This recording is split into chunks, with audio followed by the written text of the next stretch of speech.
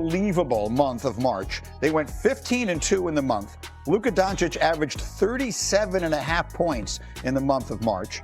Meanwhile, the top-seeded Thunder were the first team this year to 60 wins. They have a 2-game lead on the Spurs. So as we sit here every single morning and take the temperature of the Lakers and figure out what is this team capable of doing, Tim, I never know what to make of games in early April in the NBA. Like, what, if anything, can the Lakers do tonight that will make you think differently of what they might accomplish in the next 6 weeks?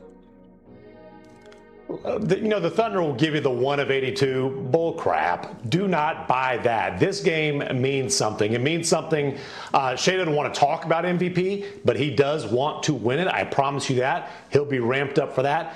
And the Thunder are playing for the top seed in the West. They've got the Spurs right on their heels. This is a Thunder team that will be rested, will be ready, will be ramped up. If the Lakers, coming off of what they did in March, can go to OKC and win on the road under those circumstances, that is absolutely 100% a statement game. What they did in March made us take the Lakers seriously as an upper-tier West team. Win tonight, and we're talking about them as right there, elite with San Antonio and OKC. What do you think, Al? I love it because I know what you're doing. You're juicing the game up. That's what we like to do. We want to make it a big game. We're at game, 77, 78. They're going to play them again on Tuesday, by the way. Is that another statement game? Yeah. To me, this is, yes. If you're either team, you're not showing too many cards here. You're not going to go all out. You're going to play and play hard, but there's not going to be anything about, hey, this is a precursor to what could be a conference finals matchup or any of that stuff, because you don't want to do that. You do want to win, but this isn't going to tell us one thing or another, I don't think. Not this late in the season. I don't think you make statement games about the other team you're playing. You make the statement about yourself, and that's what the Lakers want to do, is make that statement that this run is legit, and we proved it by not just beating some soft scheduled teams, but also the defending champs. Yeah, I'm looking at the standings. The Lakers have a 1.5 game lead on Denver right now to stay in the 3, and I think the difference between the 3 and the 4 feels big. The first round, I'm not exactly sure who you'd rather play in that spot, but obviously it avoids OKC in that second round. And while I love what San Antonio is doing, I'm assuming teams would rather play them than OKC in the second round of the playoffs. But you're also, the Lakers want to stay 3, I guess is what I'm saying. Yeah, they certainly do. Now, again, it's all about just showing out what are you about. But I'm not like, I don't see JJ, pulling out all the stops and finding ways to slow down SGA like that. I don't know if you're exposing all of that with the idea that we're going to see each other in another month. Fair enough. But if we wake up tomorrow morning and the Lakers have won this game, Tim, will your perspective be, you know what? Maybe there is a little more cooking here than I thought that there was even before they went out on that floor? I think you guys are making grand assumptions that OKC's. I looked at the standings this morning. They're only 2 games up on the Spurs. They haven't clinched anything. That's right. If the Lakers win this morning, OKC's top spot as a top seed they want the is game. very much in jeopardy. No, Tim. But I'm not arguing they don't want the game. They want the game, but I don't. What does it tell us? I don't think it tells us anything now. Not this late in the season. My point is 3 or 4, we don't know who you're going to see in the second round yet because we don't know who that top seed is going to be. But again, 15-2 in March, and it wasn't all against soft teams, right? They beat the Wolves. They beat the Knicks. They put together some really nice wins in that stretch. But again, to do it on the road against the defending champs, absolutely, that deserves respect, attention, and I'm pretty sure you'll be talking about it in the morning, Greeny. By the way, you look at the top 4 teams in the West, and it's the last column in the standings, is their last 10 games. In their last 10 games, and I know there are a lot of teams that aren't even playing right now, so you have to take some of it with a grain of salt. Mm-hmm. But the Thunder in their last 10 games are 9-1, the Spurs are 10-0, the Lakers are 9-1, and the Nuggets are 8-2. So all these teams are hot right now as we head into this last week and a half here, where, as we just pointed out, a few things are left to be sorted out in the standings. Coming up, I want to see it. I want to see how the Thunder, who are a great defensive team, handle the onslaught of how the Lakers have figured out how to deal with Luka, Reeves, and LeBron, and energize them and empower them, and how they're going to handle Luka, who's on a generational hot streak. Somebody's going to hold Luka to under 40 points. He's not going to score 40 points the rest of his career. Who's going to do it? Is it going to be the Thunder? Are they going to take this challenge on? Because Stephen A., The Thunder are trying to win these games. You know, there's a whole bunch of games we have in the NBA right now where one team ain't trying to win. Sometimes we got two teams not trying to win. Both teams are trying to win this game. You know, the Spurs are coming hot and heavy. The Spurs are playing here in LA tonight against the Clippers. They're going to play that game for real because they're trying to catch the Thunder. The Thunder know it. They've come out and said it. So they're going to play absolutely full bore to win tonight. Let's see how the Lakers have proven to all of us that they are the number 3 team in the West. Do we know whether they've proven they can challenge the Spurs or Thunder yet? They're not there. But boy, do they get a wonderful opportunity. Tonight in Oklahoma City, next Tuesday here in Los Angeles. There's no back-to-back issues. Everybody's going to be rested. Hopefully everybody's going to be healthy. Everybody cares about these games. This is a great way to get a measuring stick on where the Lakers are. I can't wait to see how it plays out. I get where you're coming from. I don't disagree. But where there's a twist and turn, you're interested in seeing somebody stop Shea. I'm not worried about that. Ain't nobody stopping Shea Butter. That's not the issue. The issue is watching Oklahoma City's defense against Luka. You gonna drop 40 tonight, Luka? 40 tonight, Luka? You gonna put it on them like that? This is Oklahoma City. You understand? They hang their hat on throwing defenders in your direction. So it's gonna be real interesting to see how that pans out. I also want clutch time because I want to see, you know, not just Luka, but the Lakers offense and how they're going to produce. Because let's face reality. If we're anticipating the Lakers having any success in the postseason, we ain't hanging our hats on their defense saving the day. We're looking at their offense being so prolific, you ain't gonna be able to stop them. So that's something that's very, very important to think about, right? Here's where it gets interesting. Certainly Oklahoma City wants to win because they want the number 1 seed. They want to be on their home turf. They want San Antonio to have to come to their house instead of having to go to San Antonio if indeed you all were to meet in the conference finals. We get that. That's what they're trying to ward off the Spurs. The Lakers are interesting because you're the number 3 seed. You're only a game and a half ahead of Denver. All right? Wendy, if the playoffs were to begin today, the Lakers are the 3 seed. Who's the 6th? Ant-Man in Minnesota. The team that took them out last year. I mean, ran right through them. Okay? Had Rudy Gobert looking like the second coming of Bill Russell or Kareem Abdul-Jabbar. I don't know what the hell it was, but that's how he looked, okay? What you gonna do this time around? Because Minnesota ain't gonna be no easy out. Not with Ant-Man. Not come playoff time. Ant-Man, Julius Randle, Rudy Gobert, you got size, you got girth, you got Nas Reed in these cats. You understand? I mean, you can't summarily dismiss Minnesota. So if you're the Los Angeles Lakers, do you want to hold on to the 3 seed? Or do you mind giving it up? Because you could go against a team as the 4th seed in Houston, who would be the 5th seed, who's a team devoid of a real point guard and obviously don't perform well in clutch time because they make too many damn mistakes in the 4th quarter, turning over the basketball. That's something that we have to ask ourselves. Remember, Lakers had back-to-back games recently against Houston in Houston and beat them both times. So I'm saying to you, do I think that's going to happen? No. I think the Lakers will hold on to the 3rd seed.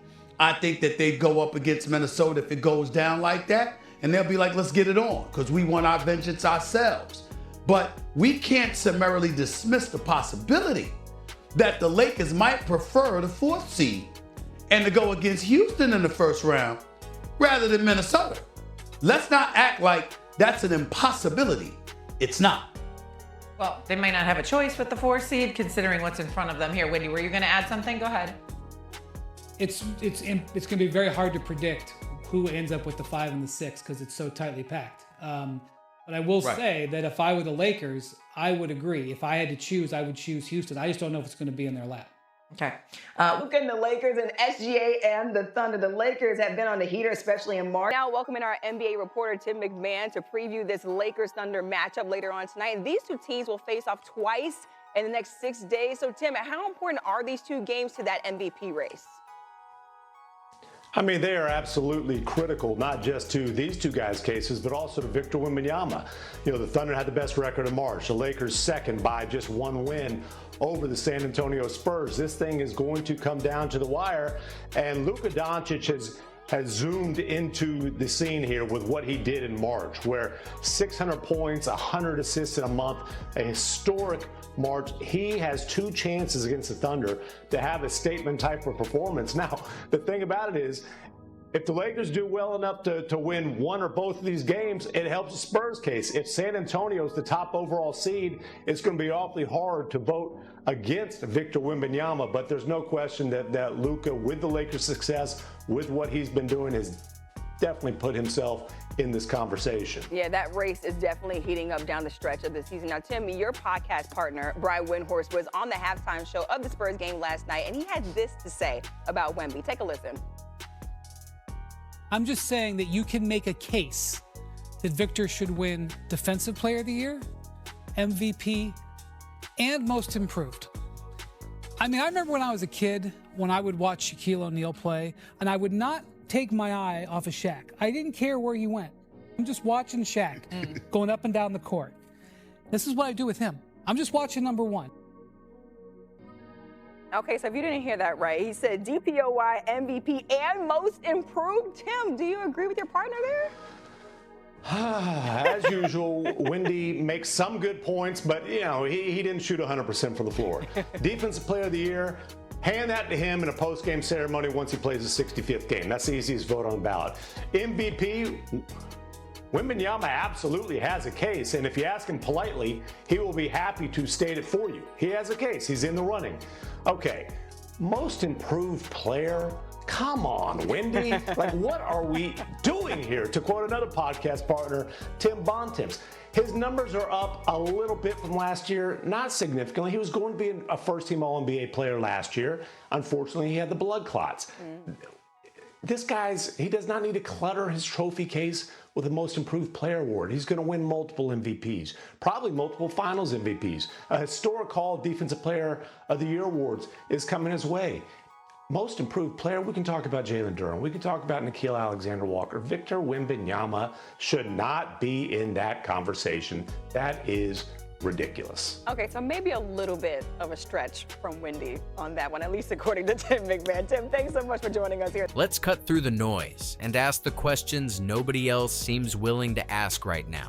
Starting with how exactly we're supposed to believe that a guy who just broke Kobe Bryant's single-month scoring record, who's putting up video game numbers that make prime Michael Jordan look conservative, who's literally carrying a franchise that traded away their entire defensive identity for him, is somehow sitting in 4th place in the MVP conversation, while voters trip over themselves to explain why his defense matters, more than 37 points per game.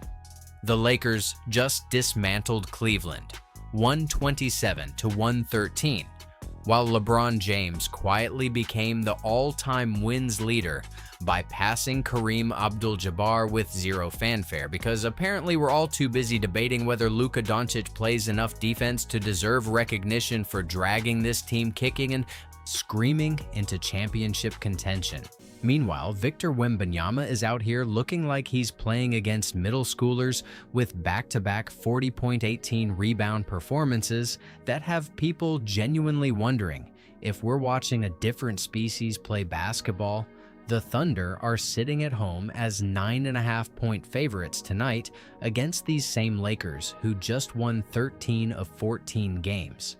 And somehow the narrative is still that Los Angeles doesn't have what it takes, because their center might not be consistent enough, and their best defender has been sitting on the bench with an ankle injury for 6 straight games.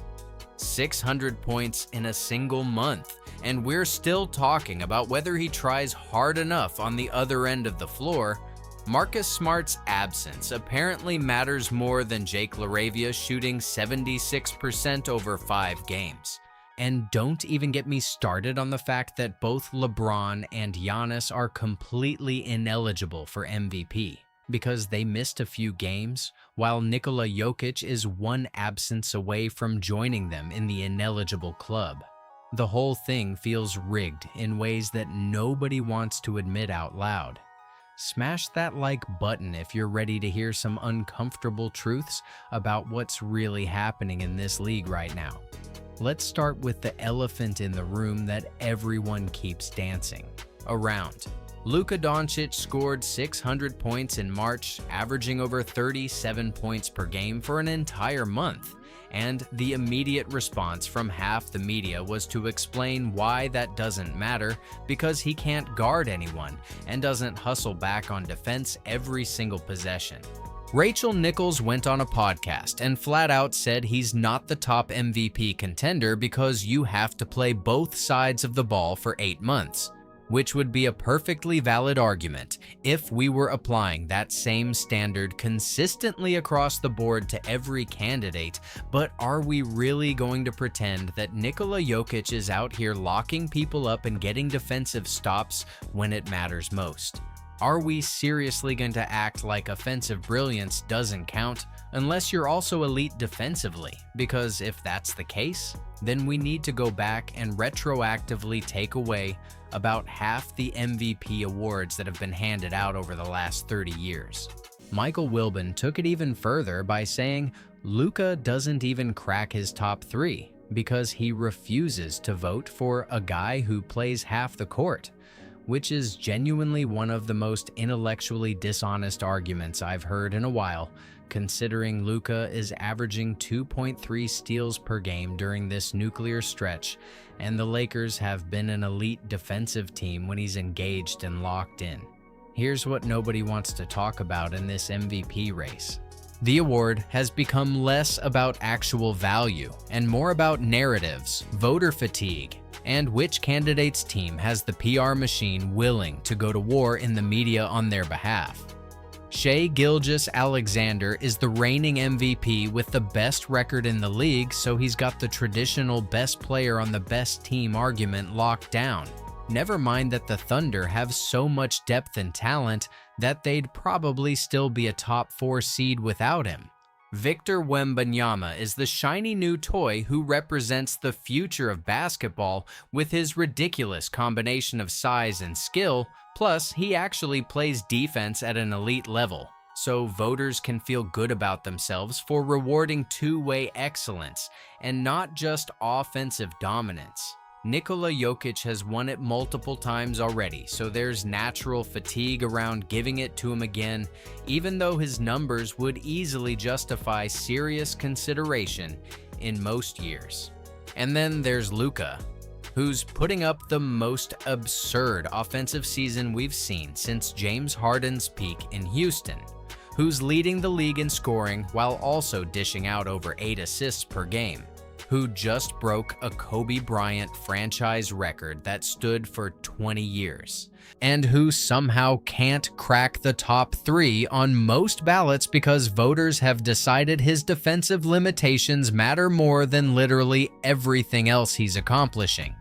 The Lakers organization finally got tired of watching their superstar get disrespected and launched an aggressive social media campaign with slogans like "Numbers Don't Lie" and "Luka MVP" plastered across their official accounts, which Luka himself reposted on Instagram in what represents a pretty significant shift from his usual humble approach of letting his game speak for itself. Rui Hachimura went full attack mode in his post-game presser after the Cleveland win, telling reporters that anyone with eyes can see Luka is the MVP and people need to stop obsessing over his defense when he's getting steals, boxing out, and doing all the little things that don't show up on highlight reels. JJ Redick said Luka just had the best month he's seen from any player in modern NBA history. And Austin Reeves joked that maybe Luka needs to drop 60 points in a game to finally get respect, which would be funnier if it wasn't so painfully accurate about how this whole process actually works. But here's my question. If the numbers genuinely don't lie like the Lakers are claiming, then why are we still having this conversation at all?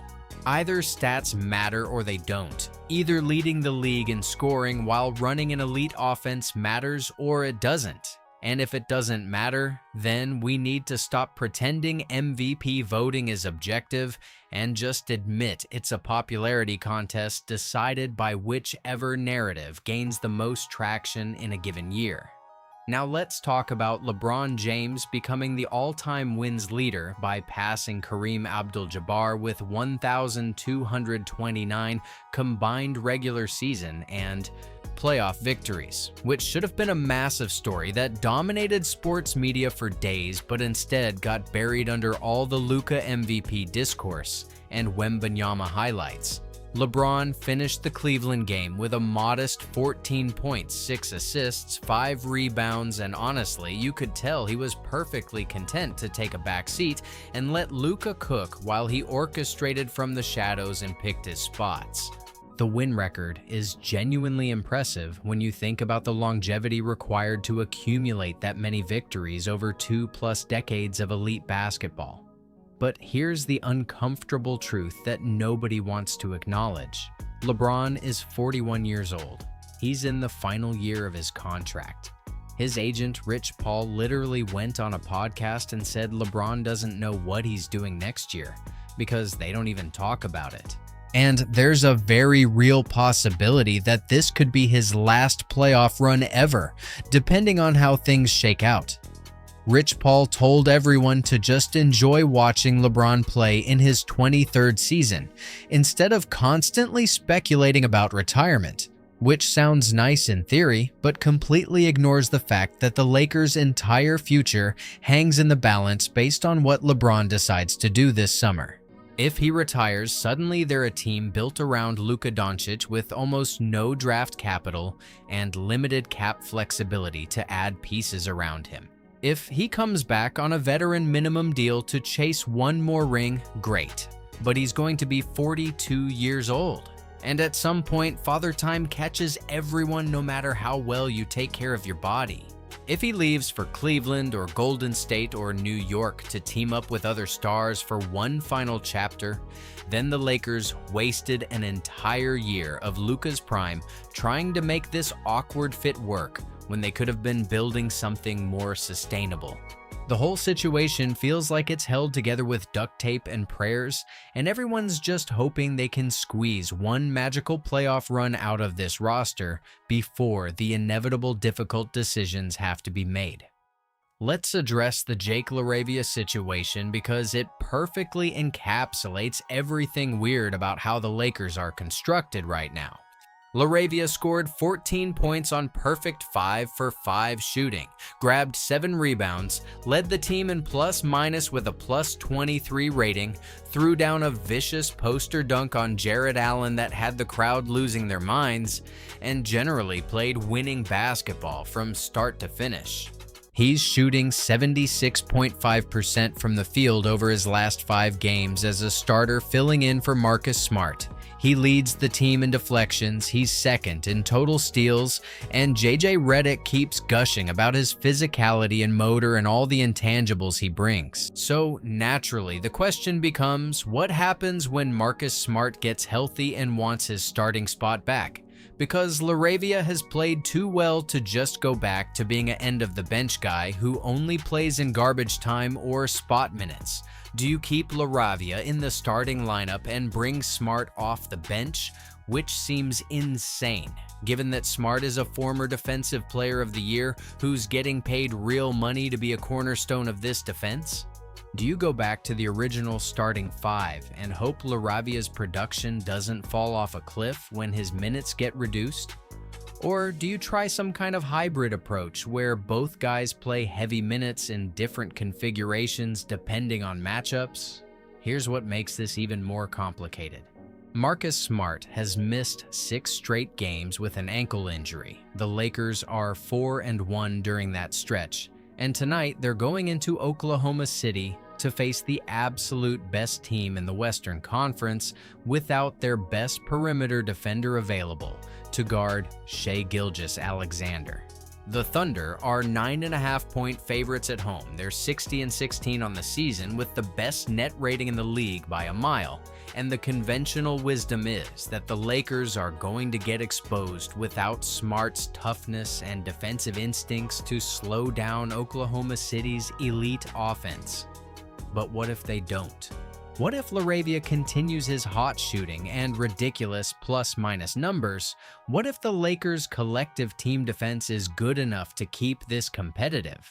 What if Luka goes nuclear for 50 points and drags them to an improbable road win that suddenly makes everyone rethink their entire perception of this team? At that point, do you even want Marcus Smart back in the starting lineup, or do you ride the hot hand and keep rolling with what's been working? The Cavaliers' defensive deficiencies got absolutely exposed in that Lakers game in ways that should terrify anyone who thinks Cleveland is a legitimate championship contender. They had no answer whatsoever for Luka Doncic, which is understandable because almost nobody has an answer for him when he's cooking like that, but the bigger problem is their complete lack of size and versatility on the perimeter to even make life difficult for bigger ball handlers. James Harden is 36 years old and doesn't have the foot speed to stay in front of quick guards anymore. Donovan Mitchell tries hard, but he's not a lockdown defender and struggles against players with significant size advantages. And Keon Ellis is a scrappy defender with good instincts, but he's giving up 4 or 5 inches to someone like Luka, which makes it almost impossible to contest shots or prevent post-ups. Kenny Atkinson is going to have to pull off some serious coaching magic if Cleveland wants to advance past the first or second round, because the Eastern Conference is loaded with big, versatile wings who can create their own shot. And right now, the Cavaliers don't have anyone who can credibly guard Jason Tatum, Cade Cunningham, Jalen Johnson, or any of those guys in a 7-game series without getting completely cooked. Here's my question though. If this defensive weakness was so obvious and glaring, why didn't the Cavaliers address it at the trade deadline when they had the opportunity? They moved on from DeAndre Hunter earlier in the season because of financial constraints and his offensive regression, which is totally understandable from a roster construction standpoint. But then they didn't replace him with anyone who could fill that same defensive role at anywhere near the same level of effectiveness. Keon Ellis is a nice player, but he's not the answer when you're facing 6'8" point guards who can shoot over him and post him up at will. So either the front office genuinely didn't think this would be a problem, which seems like malpractice given how obvious the issue is, or they tried to make moves and couldn't find willing trade partners at prices they were comfortable paying, which raises questions about their asset management and negotiating abilities. Either way, they're heading into the playoffs with a fatal flaw that everyone can see coming from a mile away, and opposing coaches are absolutely going to hunt those matchups relentlessly until Cleveland makes adjustments or gets eliminated. Let's talk about Victor Wembanyama going absolutely supernova over the last 72 hours with back-to-back games of 41 points and at least 16 rebounds. Because at a certain point, we need to just admit we're watching someone who plays by completely different rules than everyone else on the planet. Wembanyama had 27 points and 13 rebounds in the first half against the Warriors, becoming the first Spurs player since play-by-play tracking began in '97 to put up 25 and 10 in any single half of basketball.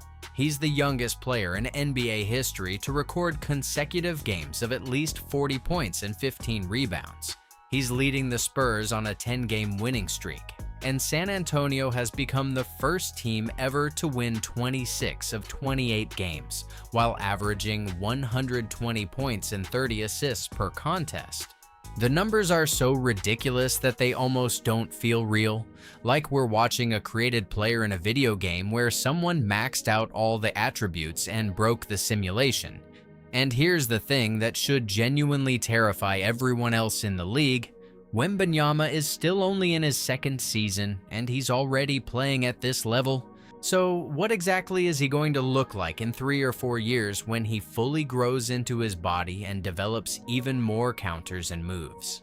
The MVP race could genuinely come down to whether voters decide to reward Luka's historic offensive dominance or Wembanyama's two-way brilliance, and honestly, I have no idea which way it's going to go because both cases are equally compelling for completely different reasons. Luka has the raw numbers and the scoring explosion that's unprecedented in Lakers history, but Wembanyama has the defensive impact and the team success with the Spurs' incredible winning streak down the stretch. Shai Gilgeous-Alexander has the best record in the league and the reigning MVP momentum. But does that matter when Luka's putting up better individual numbers and Wembanyama's doing things we've literally never seen before? Nikola Jokic is still hovering around the conversation, assuming he doesn't miss another game and become ineligible. But voter fatigue might sink his chances before he even gets a fair shake.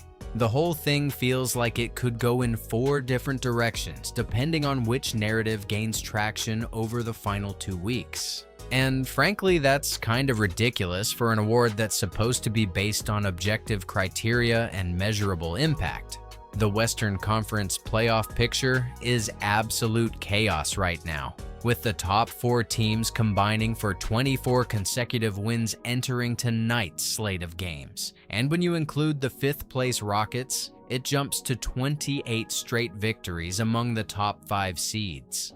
The Thunder, Spurs, Lakers, and Nuggets all entered April riding win streaks of at least 3 games, which hadn't happened since 1971 when the league split into conferences. And somehow, they've all kept winning and pushing those streaks even longer. Denver just clinched a playoff spot by beating Utah, and they're riding a 7-game winning streak while getting healthier at exactly the right time. The Lakers clinched a top 6 seed and avoided the play-in tournament entirely. The Spurs are rolling with Wembanyama playing like an alien, and the Thunder are sitting at home tonight as massive favorites, ready to defend their perch at the top of the conference against a Lakers team that's missing their best defender.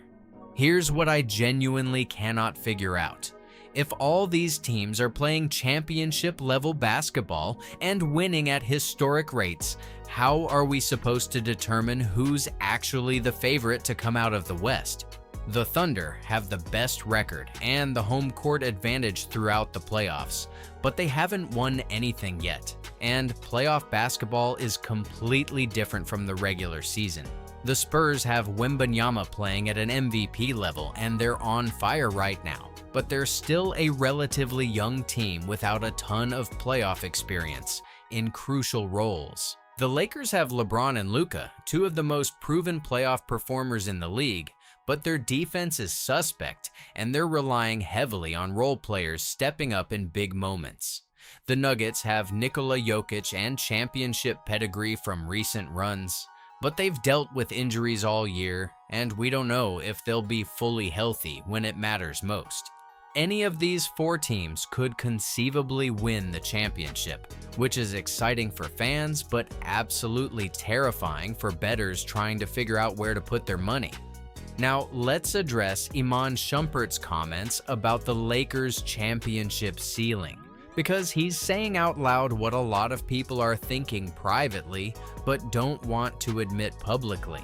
Shumpert went on his podcast and said he's more impressed with the Lakers than he expected to be. They've exceeded his expectations and proven they can beat good teams when everyone's clicking. But he still doesn't see a roster that's built to make a championship run when you compare them to the true elite contenders.